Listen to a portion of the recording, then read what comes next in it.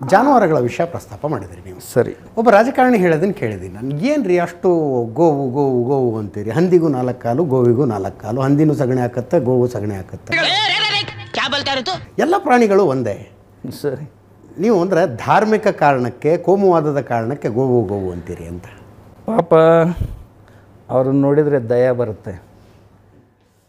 ಕತ್ತೇನು ಬಲ್ಲದಪ್ಪ ಕರಿಗಡವು, ತಿಪ್ಪೆದಂಟು ತಿಂಬೋದು ಅದರ ಸ್ವಭಾವ ಅಂತ ಒಂದು ಹಾಡಿದೆ ನಮ್ಮಲ್ಲಿ.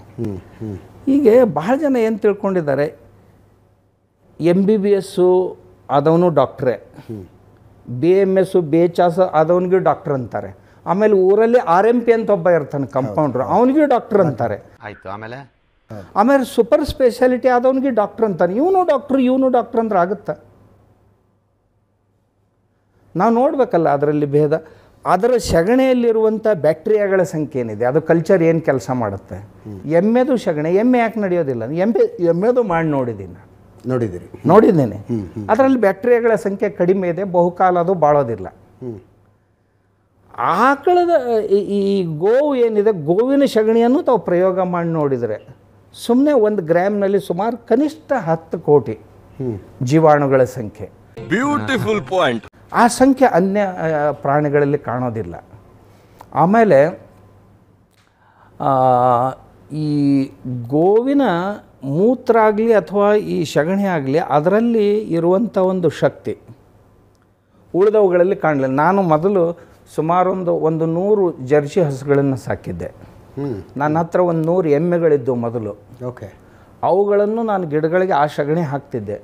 ಅದು ಹಾಕಿದರೆ ಮುಂದಿನ ವರ್ಷ ಮತ್ತೆ ಹಾಕಬೇಕಾಗ್ತಿತ್ತು. ಆ ನಂತರದಲ್ಲಿ ನನ್ನ ಕಡೆ ಒಂದು 10 ಯಾವುದೋ ದೇವ್ರಿಗೆ ಬಿಟ್ಟಂಥ ದನಗಳನ್ನು ತಂದುಬಿಟ್ರೆ ಯಾರೋ, ಆ ಹಸುಗಳ ಸಗಣಿಯನ್ನು ಸೆಪ್ರೇಟಾಗಿ ಇಡ್ತಿದ್ದೆ. ಯಾಕಂದರೆ ಇವು ಹಾಲಿನ ಹಸುಗಳು, ಇದು ಹಾಗೆ ಇರ್ತಿತ್ತು. ಆ ಸಗಣಿಯನ್ನು ನಾನು ಆ ಗಿಡಗಳಿಗೆ ಹಾಕಿದಾಗ ಆ ಗಿಡಗಳ ಚಿತ್ರನೇ ಬದಲಾಯಿತು. 3 ವರ್ಷಗಟ್ಟಲೆ ಅದು ಗೊಬ್ಬರ ಕೇಳಲಿಲ್ಲ.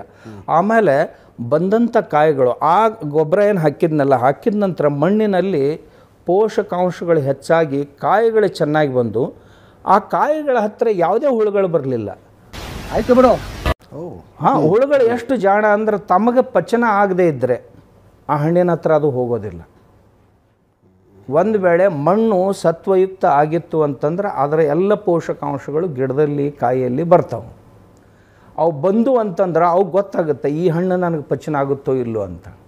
ಪಚನ ಆಗದೇ ಇದ್ದರೆ ಅವು ಅದರ ಹತ್ರ ಬರೋದಿಲ್ಲ. ಮತ್ತೆ ಭೇಟಿಯಾಗೋಣ. ನಮಸ್ಕಾರ.